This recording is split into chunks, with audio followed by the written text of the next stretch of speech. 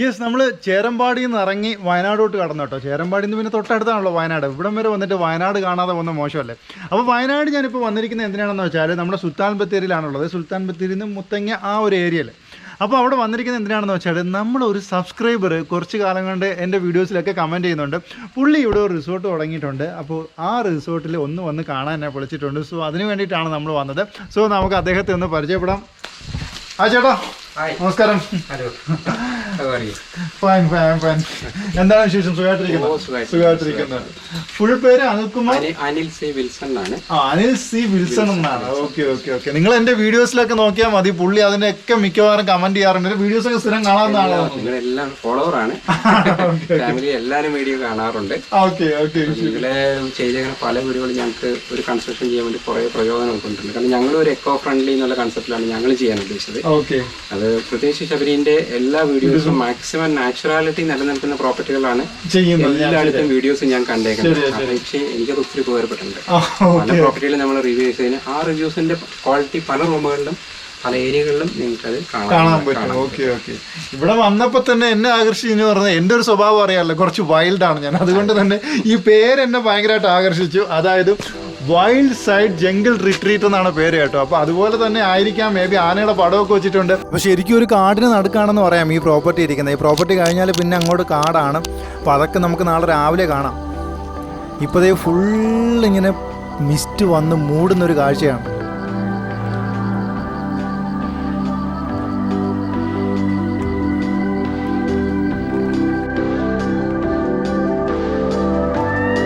ഈ സപ്പതേ നമുക്ക് താമസിക്കാനുള്ള റൂമിലേക്ക് പൊയ്ക്കൊണ്ടിരിക്കുകയാണ് കേട്ടോ. ഭയങ്കര വ്യൂ ഉള്ള റൂമെന്നാണ് പറയുന്നത്. രാത്രി ഇപ്പോൾ വ്യൂ കാണിച്ചു തരാൻ പറ്റത്തില്ല, പക്ഷേ രാവിലെ പൊളി വ്യൂ എന്നാണ് പറയുന്നത് കേട്ടോ. എല്ലാ റൂംസും ഇവിടെ ടോപ്പിലാണ് അല്ലേ? പില്ലർ ടോപ്പിലാണ്. പില്ലർ ടോപ്പ് ആയിട്ടാണ് ചെയ്യുന്നത്. ഓക്കെ. ട്വിൻ ബെഡ്റൂം ക്യാബിനായിട്ടാണ് ഞങ്ങൾ എല്ലാം ചെയ്യുന്നത്. ഇതാണ് നമ്മുടെ ഫസ്റ്റ് റൂം കേട്ടോ. നമുക്കിന്ന് 2 റൂമാണ് തന്നിരിക്കുന്നത്. ഓ, റൂമൊക്കെ ഒരു രക്ഷയല്ല കേട്ടോ. ഭയങ്കര ഡിസൈനിങ് ആണല്ലോ. ഇതൊക്കെ ആരാ ഡിസൈൻ ചെയ്തത്? ആണോ? ഓക്കെ. മോശമായിട്ടില്ല. ബെഡ്റൂമിൻ്റെ ഒരു പാറ്റേൺ എനിക്ക് ഭയങ്കരമായിട്ട് ഇഷ്ടപ്പെട്ടു കേട്ടോ. ഓ, 4 സൈഡും നമുക്ക് ബാൽക്കണി ഉണ്ട്. ഓക്കെ. ബെഡ്റൂമൊക്കെ ലാവിഷാണല്ലേ. നല്ല സ്പേഷ്യസ് ആണെന്ന് പറയാം. ഒരു ഇരിക്കാനൊക്കെ ആയിട്ടൊരു ദിവാൻ കോട്ടാണ് ഇതല്ലല്ലോ. സെറ്റ് എന്ന് വേണമെങ്കിൽ പറയാം. ആ യെസ്, നമുക്കൊരു 3rd പേഴ്സണൊക്കെ പറയുകയാണെങ്കിൽ നമുക്കൊരു എക്സ്ട്രാ ബെഡിന് പകരം ഇത് യൂസ് ചെയ്യാം. ഓക്കെ. എല്ലാ റൂമിലും ഫ്രിഡ്ജ് കാര്യങ്ങൾ, മിനി ഫ്രിഡ്ജ് കാര്യങ്ങളുണ്ട്. ഓക്കെ.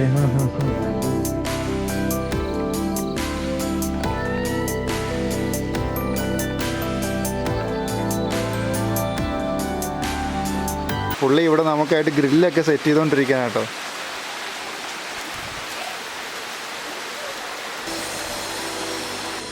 യെസ്, ഇതാണ് സ്പെഷ്യൽ കേട്ടോ. വരുന്നവർക്കെല്ലാം ലാവിഷ് കപ്പ ബിരിയാണിയാണ് ഇവിടെ. അപ്പോൾ കപ്പ ബിരിയാണി നമുക്ക് ടേസ്റ്റ് ചെയ്ത് നോക്കാം. അതുപോലെ തന്നെ ചപ്പാത്തി, വെജ് കറി ഉണ്ട്, അതുപോലെ കോളിഫ്ലവർ. അപ്പോൾ ഓരോന്നായിട്ട് പതുക്കെ നമ്മൾ എടുത്ത് വെച്ച് കഴിക്കാൻ പോവുകയാണ്. ഓക്കെ. അത്യാവശ്യം നല്ല മഴ ഉള്ളതുകൊണ്ട് തന്നെ നമ്മൾ കിടക്കാമെന്ന് വിചാരിച്ചു. ഇനി ബാക്കി കാഴ്ചകൾ നമുക്ക് നാളെ രാവിലെ കാണാം.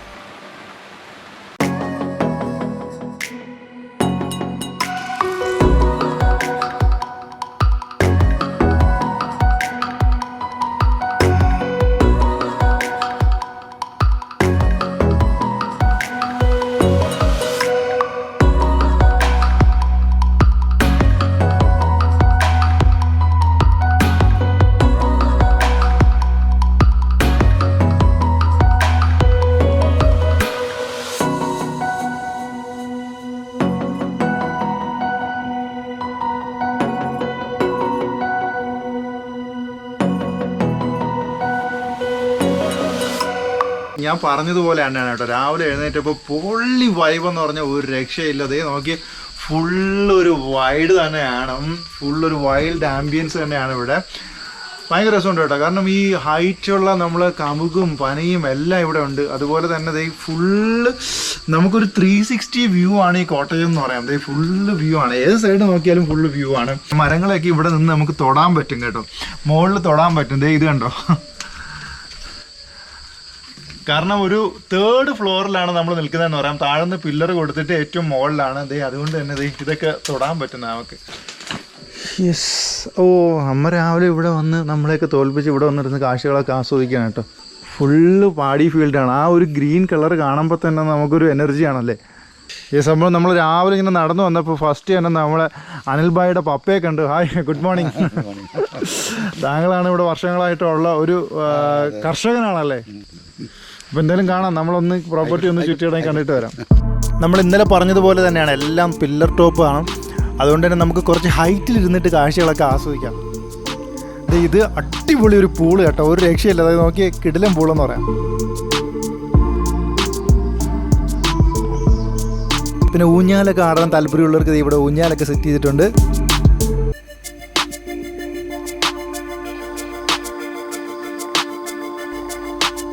ഇതെന്താണെന്ന് മനസ്സിലായോ? തേങ്ങ താഴെ വീഴാതിരിക്കാൻ വേണ്ടി കെട്ടി വെച്ചിരിക്കുന്നതാ. രാവിലെ നമ്മൾ നടന്നു വന്നപ്പോൾ ഒരു കട്ടൻ കിട്ടി. രാവിലെ നമുക്കൊരു കട്ടൻ അടിച്ചിട്ട് ബാക്കി അങ്ങോട്ട് നടക്കാം.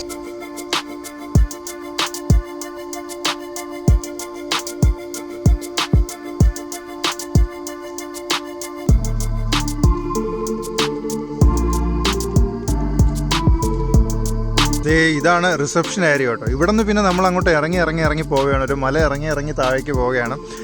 ഇത് റിസപ്ഷൻ ഏരിയ. അത്യാവശ്യം നല്ല പാർക്കിംഗ് ഒക്കെ ഉണ്ട്.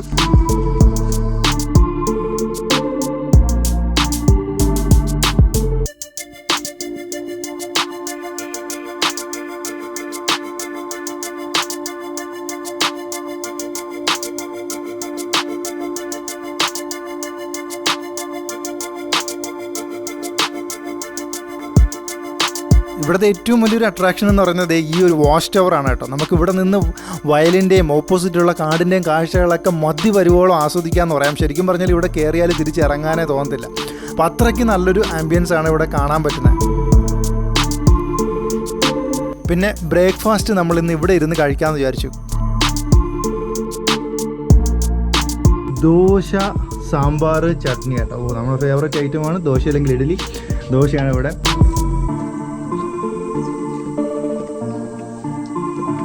ഓ, നല്ല സോഫ്റ്റ് ദോശ കേട്ടോ. കാരണം ഇഡ്ഡലി നമ്മളിങ്ങനെ പഞ്ഞിയായിട്ടിരിക്കുന്ന കണ്ടിട്ടുണ്ട്. ദോശയും അതുപോലെ നല്ല സോഫ്റ്റ് പഞ്ഞി പോലത്തെ ദോശ.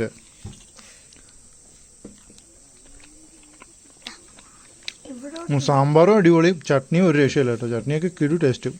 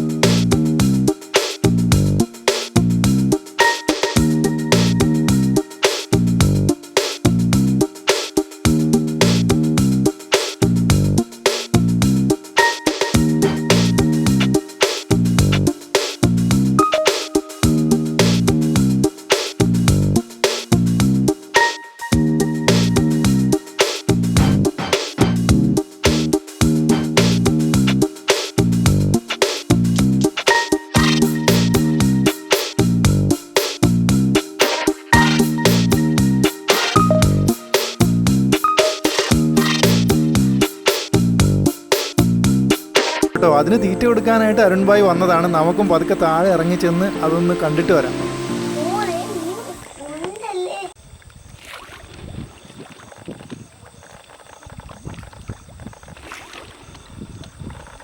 ചിത്രാലട മീനുകളുണ്ട്. ഏത് മീനാ? ചിത്രാലട മീൻ. ചിത്രാലട. ഓക്കെ. ആ, അപ്പോൾ അതാണ് ഇതിനകത്ത് ഏറ്റവും കൂടുതലായിട്ട് കിടക്കുന്നത്.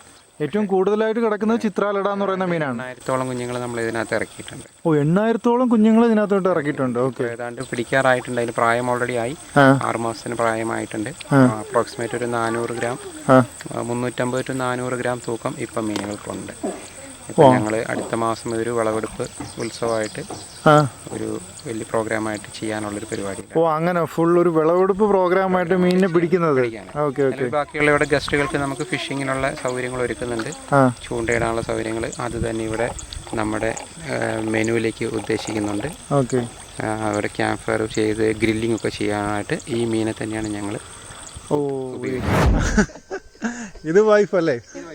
ഇത് അമ്മച്ചി. യെസ്. വാവ്. മക്കളെ പേരെന്നാ? എയ്തൻ. ഇതിൽ ആരാ കപ്പ ബിരിയാണി ഉണ്ടാക്കിയ? ആ ചേട്ടനാണാ? ചേട്ടാ കപ്പ ബിരിയാണി പൊളിയായിരുന്നു കേട്ടോ, ഒരു രക്ഷയില്ല, അടിപൊളി ടേസ്റ്റ് ആയിരുന്നു. ഞാൻ ഇന്നലെ പറയുകയും ചെയ്ത്.